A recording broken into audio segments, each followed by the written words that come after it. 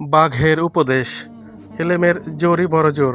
এলেমের এই শক্তির কারণে মানুষ দুনিয়ার সব কিছুর উপর কর্তৃত্ব করে থাকে। দুনিয়ার সব কিছুই মানুষের বাধ্য। এই ঘটনাটি এই সত্যকে প্রস্ফুটিত করেছে। এক বাঘ ছিল, জঙ্গলের বাদশা ছিল সে।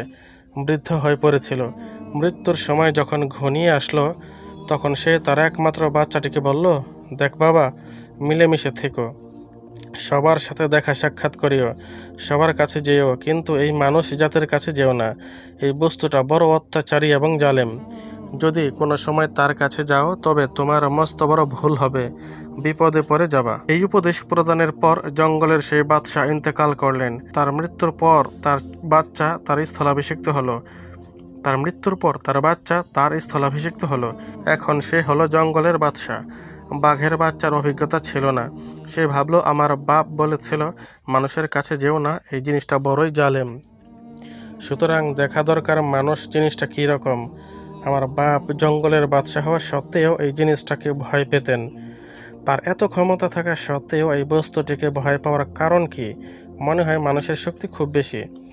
বাঘ তো 2 গজ লম্বা হয়ে থাকে, আর মানুষ মনে হয় 10 গজ 20 গজ লম্বা হবে। আসল জিনিসটা কেমন একটু দেখা দরকার। কিন্তু তার আশেপাশে যে সকল জীব জন্তু বাস করত, তারা বলল, দেখ ভাই, বড়দের উপদেশ মানতে হয়। বাপ বলেছিল মানুষের কাছে যেও না, এইটা বড় জালেম জিনিস। সুতরাং তুমি মানুষ দেখার ইচ্ছা করিও না, কোনো না কোনো বিপদে পড়ে যেতে পারো। সে বলল, তা হবে কেন ভাই? কমপক্ষে একবার দেখে নেওয়া দরকার এই জাতটা কেমন। বাপের উপদেশ সে মানল না। মানুষ দেখতে সে বাহির হয়ে পড়ল। প্রথমে একটি ঘোড়া দেখতে পেল। ঘোড়াটি লাফাতে লাফাতে যাচ্ছিল। বাঘের বাচ্চা ভাবল, মনে হয় এইটাই মানুষ, কারণ আমার বাপ ছিল 1.5 গজ লম্বা, আর এইটা তার চেয়ে অনেক লম্বা আর উঁচা, 2-3 গুণ বড় বলেই আমার বাপ এইটাকে ভয় পেত। ভয়ে পাওয়ার কথাই তো বটে। সে ভয়ে ভয়ে ঘোড়ার কাছে গিয়ে বলল, জনাব, আপনার নামে কি মানুষ? ঘোড়া বলল, এই কোন জালেম বস্তুর নাম নিয়েছ? আমার সামনে আর কখনো মানুষের নাম নিও না। মানুষ যাকে বলা হয় সে অত্যন্ত অত্যাচারী জীব। আমি অনেক মোটা তাজা এবং শক্তিশালী, কিন্তু তবু মানুষ আমার পিঠে গদি কষে দেয়, আবার তার উপর উঠে বসে। তার হাতে চাবুক থাকে, আমার পিঠে চাবুকের বাড়ি পড়ে। আমি দৌড়াতে দৌড়াতে হয়রান হয়ে যাই, তবু মানুষ এত জালেম যে তখনও ক্ষান্ত হয় না, চাবুক মারতেই থাকে। তাই সব জিনিসের নাম নিও, কিন্তু এই জালেম মানুষের নাম নিও না।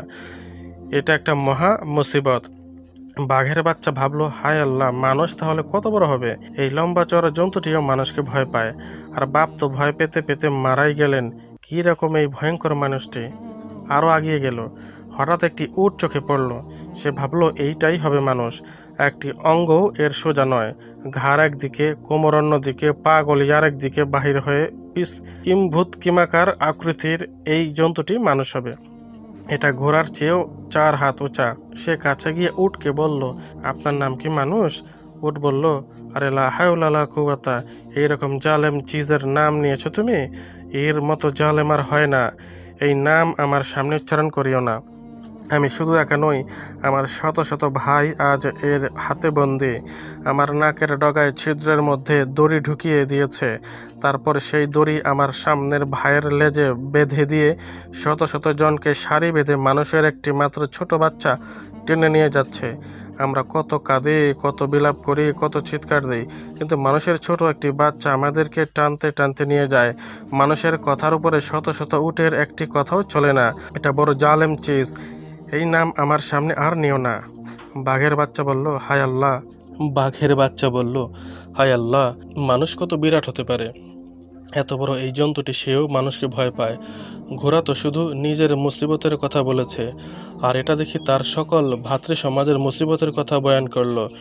100 উট একসঙ্গে মানুষের একটি মাত্র বাচ্চার কাছে বাধ্য হয়ে যায়। ভয়ে সে সামনে অগ্রসর হলো। হঠাৎ একটি হাতি দেখতে পেল। সে ভাবল, এটাই মানুষ, কারণ 4টা মোটা মোটা খাম্বার উপর একটা বিল্ডিংয়ের মতো দাঁড়িয়ে আছে।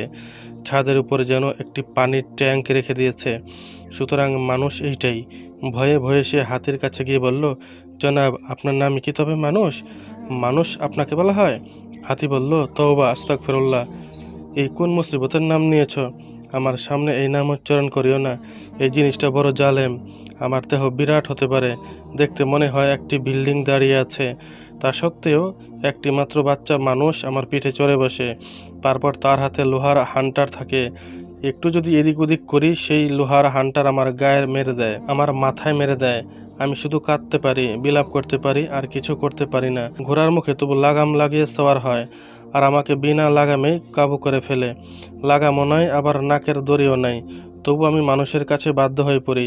এই মানুষ একটা আজীব চিজ। বাঘ বলল, হায় আল্লাহ, মানুষ তাহলে কোন জিনিসকে বলবো? যাকেই দেখি সেই মানুষকে ভয় পায়। মানুষের নাম শুনলে কেঁপে ওঠে আর বলে, মানুষ বড় জালেম জিনিস। আমি এখন কোথায় যাব, কোথায় মানুষ পাবো? এই বলে সে আরও আগে অগ্রসর হলো। 10-12 বছর বয়সের এক মিস্ত্রির ছেলে একটা মোটা কাঠ চিরার কাজে ব্যস্ত ছিল। কাঠের খণ্ডটি উঁচুতে একটা মাচায় রাখা ছিল। করাত চালাতে সুবিধার জন্যে দুই পাশের কাঠ যেন ফাঁকা হয়ে থাকে, সেজন্য আধা চিরা কাঠের মাঝখানে একটা কাঠি দিয়ে গোজ দিয়ে রেখেছিল। বাঘের বাচ্চা ছেলেটিকে দেখতে পেয়ে তার সামনে কাঠের খণ্ডের উপর বসলো।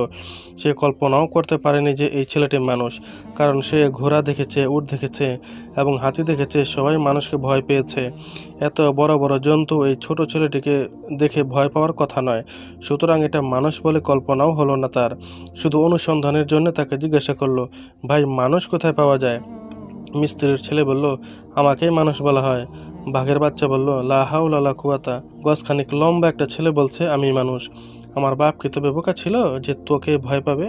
আমার সঙ্গে ইয়ার্কি? এক থাপ্পড় মেরে তোর কাম সারা করে দিব এখনই। ছেলেটি ভাবলো, হাজার হলেও এটা বাঘ, এর সঙ্গে শক্তিতে পারা যাবে না, তর্ক করেও লাভ হবে না।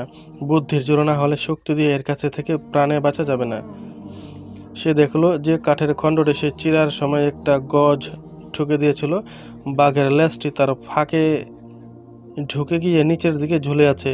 সে বলল, বাঘমশাই, আপনি সব কিছুই করতে পারেন।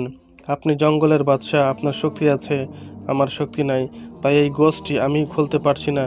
যদি আপনার শক্তি দিয়ে এই গোষ্ঠী খুলে দেন তবে আমার বড় উপকার হয়। বাঘ বলল, এটা আবার একটা কাজ নাকি? এই বলে সে এক থাবা মেরে সেই গোষ্ঠী খুলে ফেললো, আর অমনি দুই দিকের চিরা কাঠ চেপে বসে বাঘের লেজ আটকে ফেললো। বাঘের বাচ্চা চি চি করতে লাগলো, লেজ আর ছাড়াতে পারলো না। এদিকে ছেলেটি চিৎকার করে বাঘ ধরেছি বলে গায়ের লোক ডাকতে লাগলো।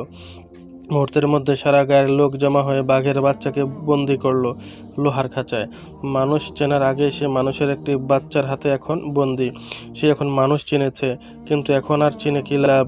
আজ তার রক্ষা নাই।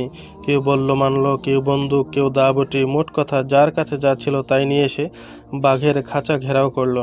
আজ সবাই মিলে তাকে হত্যা করবে, আজ তাদের উৎসব। বাঘ বুঝতে পারলো বাপের উপদেশ না মানার কারণেই আজ আমার এই দুঃখ, এই লাঞ্ছনা আর এই মৃত্যু। সুতরাং বাঘের শক্তি পরাজিত হলো। এলেমই বড় শক্তি। এলেমের কাছে সকল শক্তি নিঃশেষ হয়ে যায়। এলেম সব কিছুকেই জয় করতে পারে। হযরত রাসূল পাক সাল্লাল্লাহু আলাইহি ওয়াসাল্লাম ইরশাদ করেন, যাদের এলেম আছে তাদেরকে ছাড়া সকলেই ধ্বংসশীল।